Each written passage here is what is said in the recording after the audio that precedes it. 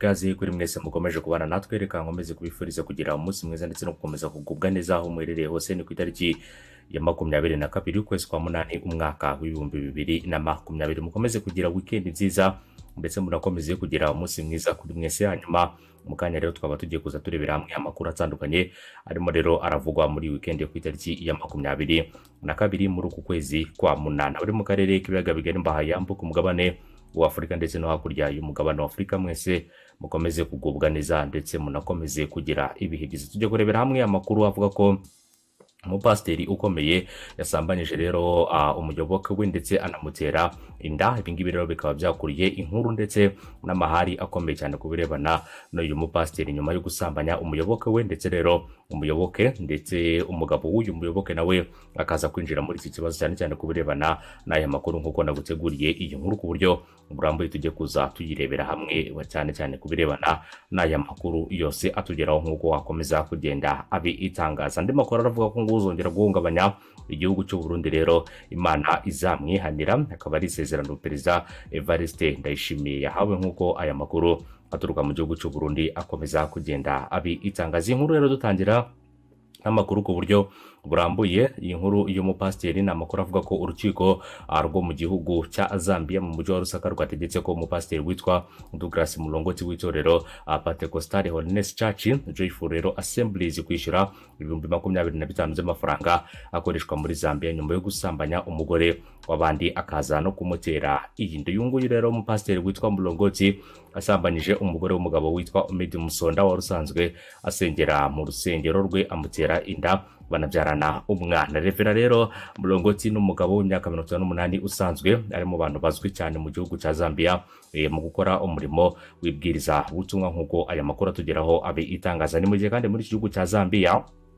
imanza rero z'abantu baregera indishyi kubera abagabo babasambanyiriza abagore zikomeje kwiyongera, kuko undi mugabo rero w'imyaka 33 y'amavuko ari mu gihugu cya Zambia witwa Chibirika Magaya ukomoka rero mu gace kitwa Simonga muri Machanangwala mu gihugu cya Zambia rero yareze abagabo batatu bo mu muryango umwe ko rero bamusambanyirije umugore. Uyu nguyu witwa Chibirika rero yabwiye urukiko ko ashaka indishyi y'ibihumbi 21 by'amafaranga akoreshwa muri Zambia ku bagabo batatu bafitanye isano bamusambanyirije umugore mu bihe bigiye bitandukanye. Abagabo rero avuga ko bamusambanyirije umugore w'imyaka 20 witwa rero Vanessa Kabali, barimo w'imyaka 28 witwa Martin Chilala, hakaza Belon Chilokota imyaka 48 ndetse na Malambo Chilokota w'imyaka 26 y'amavuko. Uyu Vanessa rero Kabali yemereye urukiko rwa Manachiga cyangwa se akaba urukiko rwa Mwanachingwala ko rero abo bagabo bose basambanye muri Mata uyu mwaka, ariko rero babikoze mu byiciro hakaza umwe nk'uko uyu mugore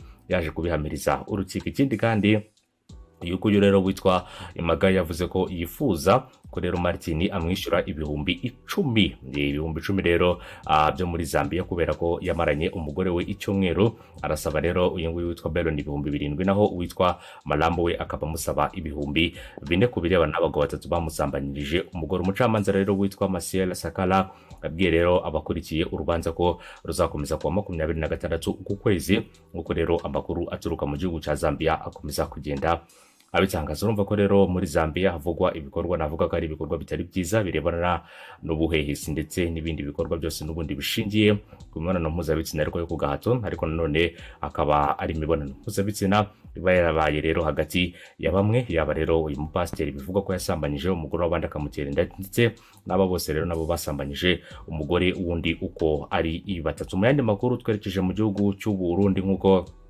amakuru aturuka muri iki gihugu cy'u Burundi akomeza kugenda abitangaza ngo uzongera guhungabanya umutekano u Burundi Imana rero izamwihanira, akaba ari isezerano Perezida Ndayishimiye yamaze guhabwa nk'uko aya makuru aturuka mu gihugu cy'u Burundi abitangaza. Kuri wa gatanu ku itariki ya 21 Kanama 2020 Perezida Evariste Ndayishimiye w'u Burundi atangaje ko umuntu uzongera guteza ibibazo by'umutekano muke mu Burundi Imana izamwihanira. Ibyo rikaba ari isezerano yahawe. Ni ijambo rero yavugiye mu masengesho ateguwe n'umuryango w'uyu mukuru w'igihugu ku munsi wa kabiri wayo rero muri komine ya Mwumba mu ntara ya Ngozi. Yagize ati rero umuntu uzongera guhungabanya u Burundi Imana yonyine ubwayo rero izamwihanira. Perezida Ndayishimiye rero yahamije ko rero ari amasezerano Imana yasezeranyije rero u Burundi. Ayo ngayo rero akaba yari yasigiwe na Pierre Nkurunziza wapfuye ku itariki ya 8 Kamena 2020, hari rero hafi yo kumushyikiriza cyangwa se kumushyikiriza ubutegetsi ngo undi nawe rero wayanditse n'ukuboko kwe. Yagize ati rero yaboneyeho umwanya wo kwibutsa abarundi ko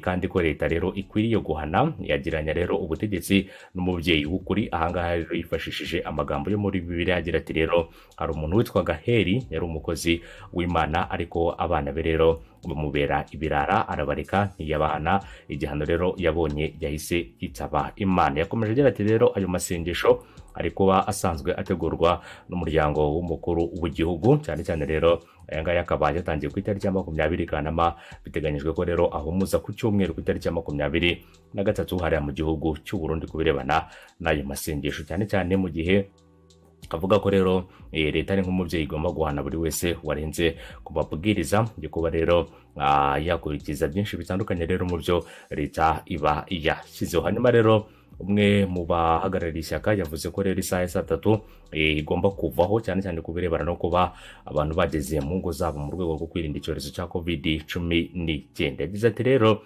3 niveho abantu rero bakore utubari dufungure. Akaba rero ari byatangajwe na Depite Mukabunani, nk'uko rero aya makuru atugeraho akomeza kugenda abitangaza. Umudepite rero akaba n'umuyobozi w'ishyaka rya PS Imbera kuri rifite umurongo utandukanye n'uburi riri ku butegetsi. Mukabunani Christine asaba guverinoma y'u Rwanda gukuraho isaha ya 3 yashyizweho mu rwego rwo guhangana n'icyorezo cya COVID-19.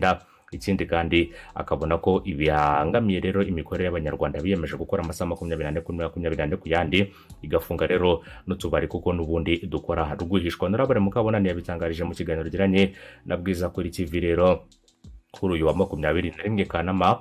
Kuri Depite rero Mukabunani ngisa ya 3 rero ibangamiye abacuruzi batandukanye mu gihugu. Agize ati rero zira saha zirabangamye cyane. Iyo urebye abacuruzi rero twaganiriye mu mujyi hariya ndetse no mu ntara ahatandukanye rero buriya kugira ngo rero umuntu abe yubahiriza isaha ya 3 atangira gufunga saa 12 kandi saa 10 ni amasaha abantu bavuye mu kazi batangiye rero kujya kugira ibyo ubagura bitandukanye. Ugasanga rero mu mwanya bari babonye abakiriya batangiye gufunga. Komeza avuga ati rero ibyo rero birabangamye cyane cyane ko rero dushishikariza abanyarwanda gukora cyane bagakora amasaha 24 kuri 24. Ibyo rero twabishyize ku ruhande ngo nukubera corona, kandi corona ntituzi rero igihe izarangirira. Urumva rero tuzadindira. Niyo mpamvu birebwa rero neza cyangwa se bakwiye kubireba neza iriya saha rero niba koko ari ukubera corona rwose abantu bareba uko cyangwa se abantu bagomba kureba uko babireba rero bakareka abantu bagakora. Ku bijyanye n'utubari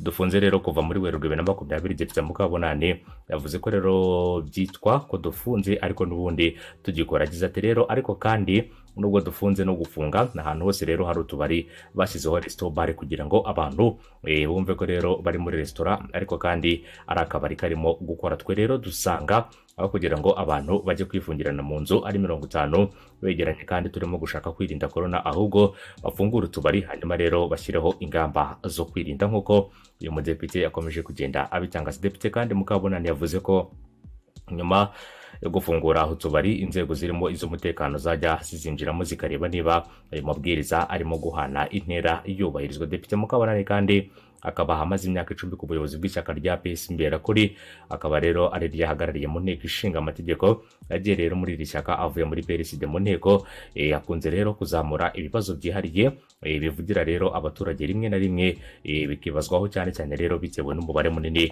w'abantu bikozeho. Ingero rero zirimo kuzamura ikibazo cy'umushahara muke umwarimu rero ndetse n'ikisaha ya 3 ubwo ku itariki ya 21 Kamena 2020 yabazaga Minisitiri w'Intebe impamvu ashyizweho rero ku birebana n'igisaha ya 3. Ngira ngo rero numwe mu batanga ibitekerezo byinshi bitandukanye ndetse akaba ari ibitekerezo byakirwa nanone bikareberwa hamwe rero uburyo bishobora kuba byavugurwa cyangwa se niba hari ubundi buryo bishobora rero kuba ibyo bitekerezo byafatwamo ku birebana na Depite Mukabunani ndetse n'ibyo akomeza kugenda atangaza. Wavuga ko rero isaha ya 3 ibangamye cyane ku buryo bukomeye cyane, akavuga ko rero isaha ikwiye kuba ijyakurwaho kubera ko ari isaha ibangamira ubucuruzi bw'abantu kandi akabona ko ari isaha ituma abantu batisanzura mu bikorwa byabo bya buri munsi bagenda bakora, ndetse akanavuga ko byaba byiza utubari twongeye tugafungurwa kubera ko nta mpamvu rero yo kuba utubari dufunze kandi abantu badukora mu buryo bwihishwe cyangwa se mu buryo bwa rwihishwa. Akavuga ko rero ibi ngibi bidakwiye kubera ko